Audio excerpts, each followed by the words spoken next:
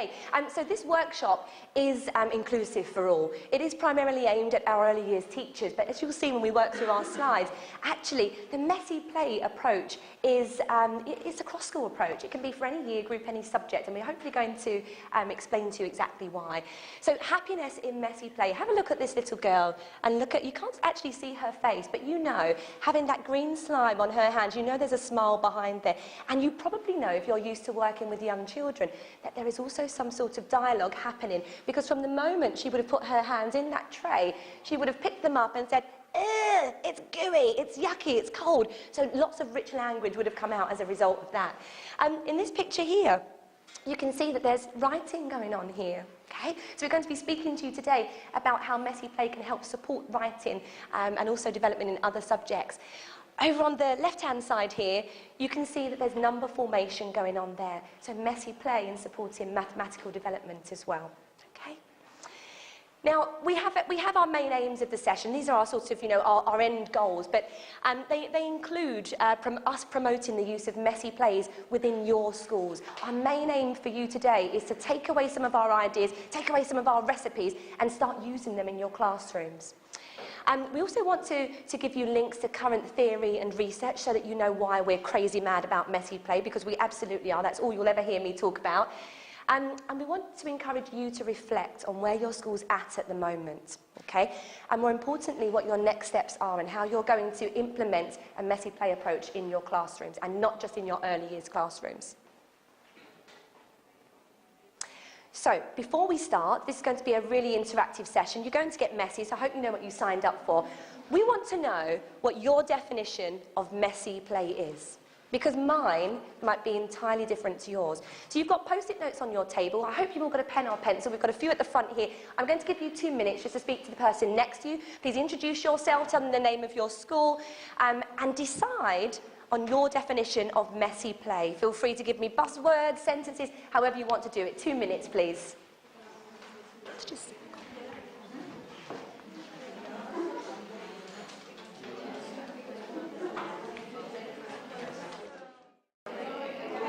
Hi, ladies. I'm sorry you ended up at the back without a messy play tray, but when we do the activities, please feel free to get up and to move around.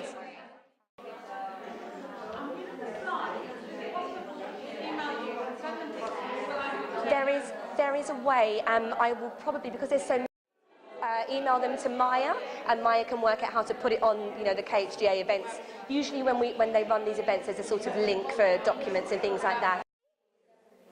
What's this here? Bokashi. Bokashi, what does that mean? Bokashi bin. The Bokashi bin where you put all the waste. Of course they would, yeah. Sorry, girls, we'll do your bit in one minute. I'm sorry, I just started without you, didn't I? So we'll get everybody back, and then we'll say, okay, let's get them up and active. Should we help take those? That'd be great, yeah, thank you. Okay, just 30 seconds left, everybody. Hi, welcome. I don't think we've got any chairs left, but please feel free to stand. And sorry. Oh, there's one right at the back. I'm not sure if this gentleman is using... Are you using your chair? You need it, yeah? Okay, 10 more seconds, guys. Anything else you want me to pop up there, ladies? Got yours, okay? So we're going to look at some of the sort of definitions that you've given us. We've got freedom to make mess. We know that children, well, not all children, but a lot of children like to be messy. They like to be creative in their play. Another one here, imagination and creativity at its peak. We hear a lot of, that's sort of a buzzword in schools just now, like creativity, innovation, imagination, and a lot of our sort of early years children are doing that all the time. So this is definitely a kind of key message that we'll take away today. It's a fun way to learn. We use different resources to enhance learning, using children's senses to promote their creativity. And that's something that we're going to talk about later on in terms of inclusion, multi-sensory play, and also about using it definitely to enhance learning in lots of different curricular areas. We're going to speak quite a lot about using it to promote writing today, but there are lots of areas where you can use messy play in the curriculum. Okay. Thank you for sharing those with us. It's really helpful so that we know where to kind of pitch this. And now, this is our definition. by our children. Okay, this is what our children believe messy play is. It's anything that involves squishing, squidging, rolling, pinching, squeezing, ringing, dabbing, dotting, feeling, and many more descriptions from our children there. Now, for me, messy play is anything that involves the teacher being creative in inspiring, enticing, and extending children's play so they don't actually realise they're learning. Okay? And I think that's the main message that I want you to go away today. That's our job, to make the learning so fun so that they don't actually realise that they're doing what we've asked them to do. Messy play for me forms the foundations for all future skills and for the practice of key basic skills. Okay? If we get it right in the beginning, we make sure that all of their physical development is tight, all of their personal, social and emotional skills are there, then they're going to form the basis for more academic learning in future years. So, just before we go on to the next slide, because we're going to talk a little bit about some of the research about why messy play is really good for children, but could you show me how you would squish with your hands? How would you squish something? How would you squidge something? Squidge. How would you roll something? How would you pinch? Can I see you squeeze? Squeeze, come on! Ringing, dabbing, dotting. All of these activities are really developing strength in your fingers. And when you are 2 or 3 or 4 or 5, the muscles in your fingers haven't developed to their, you can't develop properly at that age. So it's not until around 5 years old that children's wrist muscles, their finger muscles, are sort of beginning to be fully developed. And did you know that actually in boys it can be older? And sometimes that's why we think that boys have really messy handwriting, and boys might find that boys in your, particularly in FS and kindergarten, that they maybe come to mark make and write a lot later on than some of your girls. That might not be true for every child. You might have boys really have developed these skills very early on, but it's all about developing that sort of core strength in their fingers and their wrists. It can be really, really uncomfortable for children to be writing, particularly for young boys if they haven't developed the strength in their fingers. There's a lot of research as well about physical development, the impact that it has on the brain. So in the early years, there's sort of 3 really important factors. So you have sleep, nutrition. We all know a lot about those, but sometimes, particularly our parents, might not know that physical development is actually what helps to develop the brain as well, and it helps to make lots of connections in a child's brain. I'm going to get you to try something really quickly. Could you weave a pencil? So could you put up the hand that you write with? Now put up your other hand. And I want you to weave a pencil in between your fingers. And I want to see if you can write your name with that pencil. That's it, well done, well done. Just weave it in between, okay? That's it. That's it.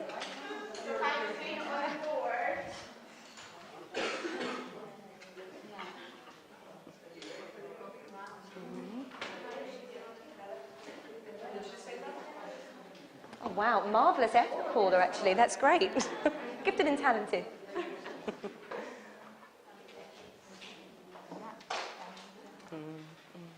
So, were you able to write your name? Yes. Was it comfortable? No.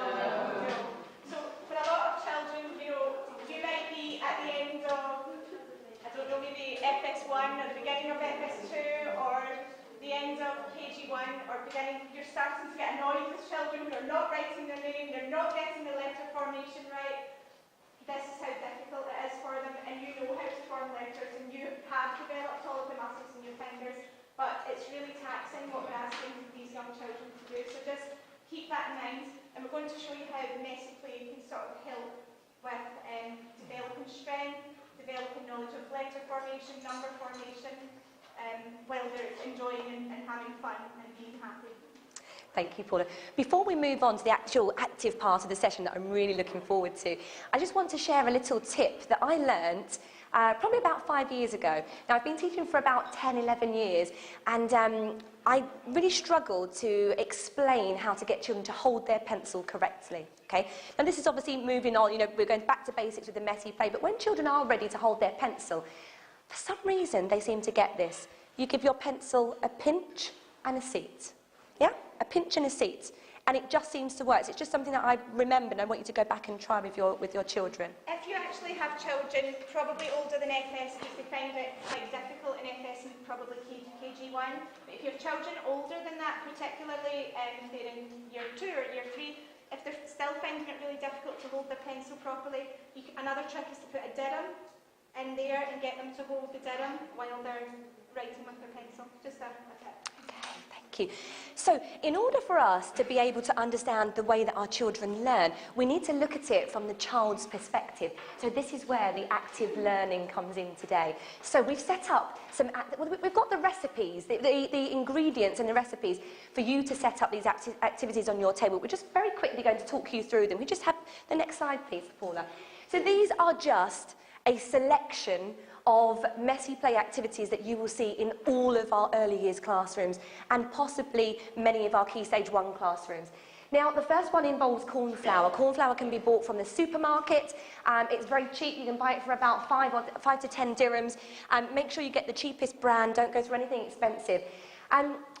What we want you to do, actually, the corn flour is over on this table here, okay? So we're going to get you to follow the instructions and the ingredients using your recipe cards over there to set up this activity yourselves. Now, this is a messy play workshop, okay? You came here knowing that you're going to get messy. We do have wet wipes and we do have water. Unfortunately, we don't have a bathroom, and I don't think we have anything to dry hands on, but we'll shake it off like we do with the children, okay? We'll get the girls to warm us up there. We can get rid of our watery hands. And so that's going to be your job on that table. And then we're going to set up another activity over here. So we're going to have shaving foam shenanigans just over here on this table, okay? So you're going to follow the instructions on your table. You're going to be looking at the type of questions and the type of activities that you can do with your children. And then on this table over here, we're going to have our spaghetti mix-up. So Paula has been busy boiling her spaghetti at late last night, about 10 o'clock last night, and you are going to make this wonderful, okay? Now, your job is to inspire, to motivate and to engage your children. So there's various other ingredients that you might want to add. There is food colouring on your tables. Now there's plastic gloves there for you to put on so that you're not staining your hands. But we want to make sure that this looks as inviting and as exciting as possible. If you haven't managed to get a seat at one of the messy tray tables, please get up and move around. We're going to aim to do maybe 3 or 4 minutes at each activity, a carousel of activities, just like you would in your classroom, and then we're going to indicate when it's time to move along, and you're going to come and enjoy and explore the other messy tray activity. Okay? You might want to put your papers and things, maybe your bags under the table. might want to take jackets off. Okay. Whatever you want. Do you want 1 or 2? How many instructions that you're following? So if you have one of those, just put them back into the middle of the table so that... Whereabouts? Lambeth. I'm from East London. Yeah. They can just create and do whatever they need to do. So you've got food colouring here, and you've got your cake brushes. Yeah, stand up, guys. Stand up. Tuck your chairs in. Yeah. Chairs away. Oh, I like the green over there. That's brilliant. I'm going to swap over so you can have a multicoloured spaghetti. So after we've done this and they've cleaned up their hands, do you want to do your activity? Is that a good time, yeah? Okay. Yeah. That's it. Excellent. Get your hands in there because you haven't got any spoons, so you need to find a way to mix it.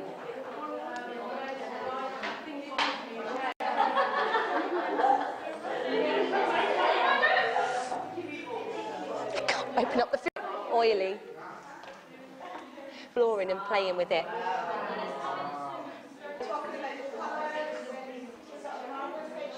It seems to last. There's obviously scientific properties that I can't explain, but that seems to work. So get yourself a pot of gel. Really messy. If you're at the group table, you can go to the shaving foam. Are you enjoying playing with it? Does it feel a bit weird, a bit strange? Now, the group, sticky, wonderful. The group before, they... Oh, it's turned into a rainbow over here now. Great. So look at that action.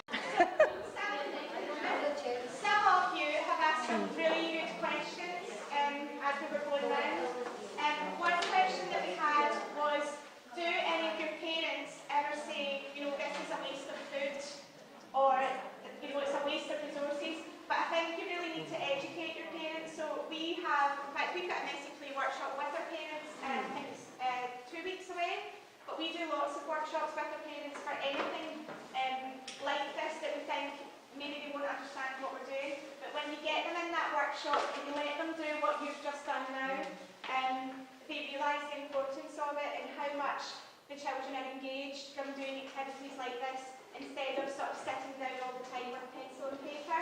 It's really important that children do get those pencil and paper opportunities as well, but we're just saying you really need to go back to basics sometimes to try and get the sort of physical development right and to make it fun and active for the children, because we want them to see writing and mark making as an enjoyable thing to do. We don't want them to dislike it from a very young age.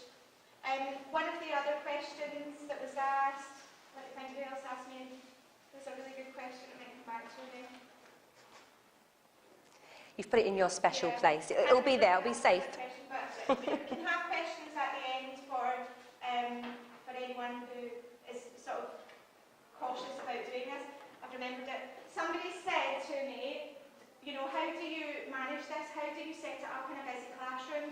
Is there not just foam all over the place? But what you can do is, what I would do is have a carpet time with the children and explain to them that this is the activity that's going to be in the classroom today. You might not have seen this before.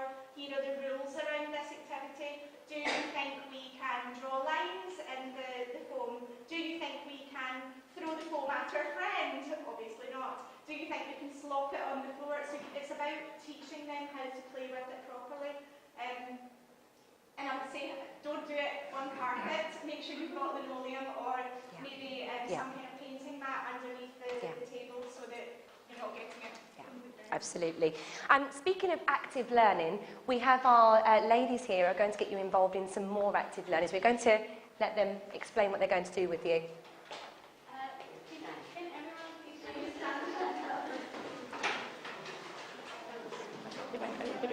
Kelly themselves laughing last time. Please follow me, I will be demonstrating here. If there's any uncomfortable feeling, just to exercise which you think is right for yourself. So we start with the bending stretching. So 1, 2, 3, 4, 5. We go up.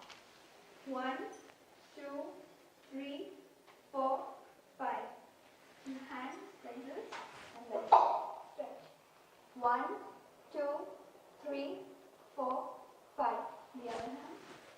1, 2, 3, 4, 5. We go up like this and like this. 1, 2, 3, 4, 5. The other hand. 1, 2, 3, 4, 5. Now we rotate like this. 1, 2, 3, 4, 5. Thank you. Thank you very much, girls. If we weren't already wide awake and engaged, we certainly are now with that little boost, so thank you very much. Okay, so I just want to draw this back to the children's individual learning styles. And if you are an early years trained practitioner, then you may be familiar with the term characteristics of learning, okay? Now, for those of you who are new to early years or haven't heard this term before, perhaps you're in another year group, the characteristics of learning underpin the early years curriculum. So the idea is that we find out, as the children's teachers, how the child likes to learn, okay? And that's our first job before we can ever hope to teach them anything. When I was at school, and even now, would probably shy away from maths. I'm not a mathematician. I fear it. I've got anxieties about being able to answer timetables, which I could never do at school, and I would shy away from it. So if I was a 4-year-old in the classroom, you would never see me at the maths table. You'd see me at the messy tray table. You might see me reading a book. You might see me in the creative area. But actually, my teacher would still need to teach me those maths objectives. And some of our more traditional methods of teaching children meant that we would bring the children or force them to come to the maths area, okay? Force them to sit there and to do something that actually they might fear, they might have anxieties around, that they're not particularly interested in doing. So messy play can also be used as a stimulus to entice children over to a different area of learning that they might not have tried before. Can I just have the next slide, please, Paula? Thank you. Okay, If I was teaching in the classroom and I had a maths objective, and it might possibly be one-to-one counting, so that's my objective today, and each child needs to do that, I might take them over to the messy tray area and I might give them a lump of Play-Doh, because I've recognised that that child likes to learn using messy play. They're quite creative, and I always see them in the creative area building lovely little models. Well, my way of taking that maths objective to them and not the other way around is that I would ask them to separate their ball of Play-Doh into smaller balls. I'd ask them to count each ball, and actually they're doing a maths objective, but they haven't had to come to the maths table. And it goes back to what we said before. The learning for the children is so much fun that they don't actually realise that they're learning. So as a child, if my teacher did that with me, I wouldn't understand necessarily that I'd learnt a new maths skill until I was engrossed in it, until I've met the objective. So basically, messy play can cover lots of, probably all the areas of the curriculum within the messy play tray, depending on what your focus is and what the children are interested in that day. I also used it recently in a Year 1 classroom where they were doing a story of the 3 billy goats gruff. Do you know that story? Yeah. So we have 3 billy goats, they're trying to cross the bridge to get to the other side, and the troll is underneath, he wants to eat all of them. So we set that up, you know, in a messy play tray, and for some of the children who find it really difficult to write about the story, to write about the beginning, the middle, the end, we got them to tell the story through the messy play tray. So we had, you know, water and like gel and things in the water, and they could retell it, and they were really engrossed in that activity because it was a play activity for them. And then at the end you can get them to sort of write the initial sounds of the characters in the story, or like for troll, or you can get them to try having a go at writing a CBC word or a short sentence in the messy play at the end. It's just a different way of like knowing your children and making sure that you're going to engage them so that they can achieve that learning objective. And equally extending that learning so that it is an inclusive approach, so that actually it isn't just targeting your early years children. So what's up with, in a Year 2 classroom, actually setting up a messy tray activity with the 3 billy goats gruff characters in their gloop, so they can trudge along the bridge, and, you know, so they can use all of that rich language.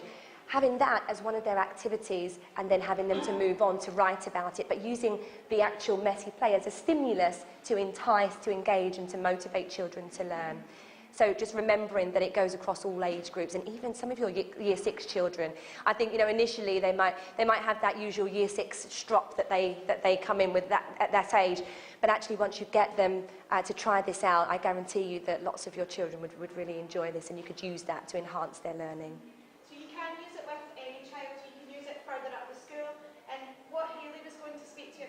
Was that it's multi-sensory for the children, so they can smell, they can see it, they can touch it, they can, you know, it's very engaging for a lot of children. Again, going back to what Jennifer said about knowing your children, you know what they like to do. So if you've got a child in Year 4 who you're finding it really, really difficult to get them to do any kind of writing or mark making, or, you know, bring out some of these activities, find out what they like to engage with, even if it was, you know, coming away from messy play. If it's, I'm thinking about a child who we have maybe in Year 3 who really enjoys playing with multi-link cubes, even making the letters out of the multi-link cubes. It's about tapping into their interests and to promote that learning. And I think the key message that we wanted to say, sort of in terms of being inclusive, it's not a nursery activity. It doesn't have to just be a nursery activity. I used to take a literacy after-school club. I think it was with Year 2s a few years ago, and they would see this stuff and they would come straight in and just dump their bags and would want to get in about it. So there's no reason why we shouldn't be doing this with the older children of all ages. Absolutely. Right, okay, so we've touched on very briefly about how messy play can be used to support learning across the school, across the various age groups. But what I want to do is just kind of have a look at the various areas of learning that messy play can help to support. So we've spoken a little bit about that supporting maths, but having a look at our early years areas of learning, so language and communication. And I had a little girl many years ago in an East London school where I was teaching, and she was an ELL child, an English language learner. So she was just at the very beginning of acquiring the English language. And for many months, she was a silent child. She was going through that phase where she was absorbing the language, and she was trying to work out what it meant, but she wasn't confident enough to be able to speak it. And every single day, it was my absolute mission to get some of this language out of her, and every single day she remained quiet. This went on for about 2 or 3 months.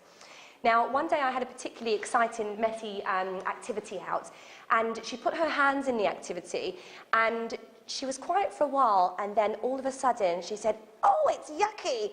And I just thought, oh my goodness, she's just spoken. And what I did was then pounce on her and say, "Oh my goodness, you spoke." And she didn't speak again for 2 weeks because I scared the life out of her. But my point is that the messy play brought that language out of her. She just couldn't, it was bubbling up in her chest, in her throat, and it just came out, pow, you know, and that was it. So I was able then to assess her language, her development, you know, just because the messy play helped me to bring that out of her. We've spoken a lot about how it can help support physical development, and that's the key area that messy play will support to develop. And often the children are oblivious to the fact that they're developing these skills. So if I ran a PE lesson, I've got a couple of girls that I've taught over the years that actually wouldn't be very interested in catching a ball or doing star jumps, you know, gross motor. They wouldn't be happy to sing the birdie song with me. That's what I like to do. But when they're playing with messy play, they don't actually realise that they're having a workout. Yeah? They don't realise that they've just done 20, 30, 40 of these squishing, squeezing motions, and you know, they're oblivious to that. Creative development. Messy play quite clearly supports creative development. It allows children to express themselves using other forms of art, so perhaps Play-Doh and being able to, you know, to make a character, being able to use the paintbrushes in a cornflower tray, or even just using water and spraying on the wall or painting marks on the wall. PSED development. Now, just going back to the question that you referred to, Paula, about us kind of fearing having a messy play activity set up in our classroom because the children are going to go wild, okay? They will be excited, but as Paula said, it's about you establishing those boundaries, those rules and routines, and making it clear that this is a treat, that we are a sensible class, and that, you know, we need to treat it with respect. But also, when you set up an activity, I've often found that the children are so engrossed in what's going on that actually they forget that they're a bit of a snatcher. They forget that they don't like to talk to the person next to them. Because as with many of you, and especially the people that are in the cornflower tray, you're so absorbed in the activity. I think somebody said I got lost in my own world. Somebody fed back and said that. So it's really useful for helping children to share without even realising that that's what they're doing. Writing development. Much more fun than using the traditional methods such as paper and pencils. So you've seen that today with the spaghetti over there. Why not have that in a phonics lesson? Because in a phonics lesson, we're not really focusing too much on handwriting. We're thinking about whether they can apply the sounds that we're teaching them. So why not give them the spaghetti to build that letter with? Mathematical development, we've spoken a little bit about that, counting balls of Play-Doh, or perhaps practicing number formation in the phone there. Okay? So for me, messy play every child can access messy play, and it can also support many other areas of development apart from physical. Has anyone ever heard of Jeanette Basson? Oh, yes, I hope you have. We do Jeanette Basson. If you Google her name, you'll be pleasantly surprised. That will make you happy. If you Google Jeanette Basson, she's got these videos online on YouTube where she's doing lots of crazy dances, and you'll probably think she's crazy when you watch it, but she's actually extremely clever. It's like dough disco. Yeah, dough disco and swing. Right dance. Yeah. So, and a lot of what she's doing there is before children come to these fine motor actions that they have to do for writing, you have to sort of embed the gross motor actions. So, you know, if you want them to be able to write in lines that go up and down with fine motor, first you want to make sure they can do it with gross motor, with large movements. You also want to, if you want a child to draw a circle, most children draw a circle clockwise, but we want them to draw it anti-clockwise, for example, when writing A or lots of other letters. But she does lots of dances where, you know, she's getting children to make big circular movements, and it's all to music, and then they've got to do it the other way, anti-clockwise, but you can do that in your messy play trade as well, and that's something that's worked quite well in our school. So you're getting them to make big circles in the messy play, and they're really messy by the end of it, but it's good for their development. And then they go the other way, and they're making like straight lines up and down, zigzags and things as well. So it can also support that gross motor development that's a prerequisite for your really young children.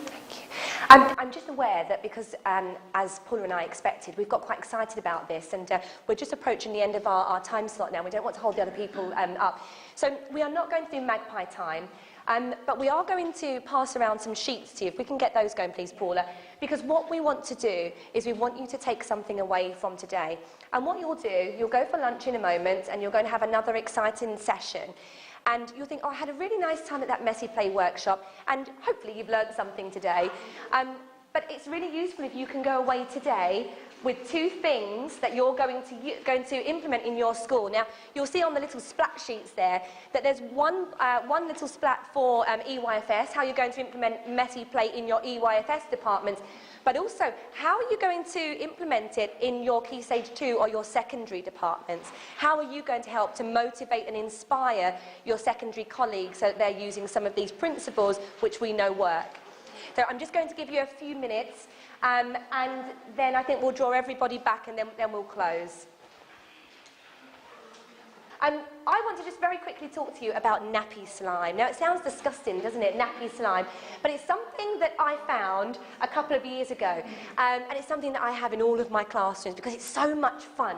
So what you need to do is you need to go out and you need to buy yourself a pack of very cheap nappies, but they must be the type of nappies that are filled with gel and not with cotton wool, okay? So you might have to experiment. There's Huggies and Pampers. I don't know which one is which. I think Huggies are a good one to go for. Now, if you're a mum, you will know that sometimes when your children get soggy nappies, sometimes this gel leaks out of the side of it, amongst other things there. Now, in the classroom, if you take these nappies and you soak them in water, they actually swell up, okay? So you only need about 5 nappies in your messy tray. You can soak them overnight, or you can do them in about 10-15 minutes in the morning. You tear the nappies open, this wonderful jelly comes out, okay? You add some food colour into it, it's a wonderful colour, okay? Add some food essence to it, it's also a wonderful smell. Now this, your children will love. You could leave it the same colour, it could imitate snow if you're doing some sort of snow-based learning, some sort of snow-based topic. And your children will have their hands in that all day long. So that's one thing that I just wanted to share with you amongst some of the other recipes here. Thank you very much for attending today. I hope you've all had fun, but I have one final question to ask you all. Have we achieved happiness in messy play today? Okay, thank you very much. Thank you.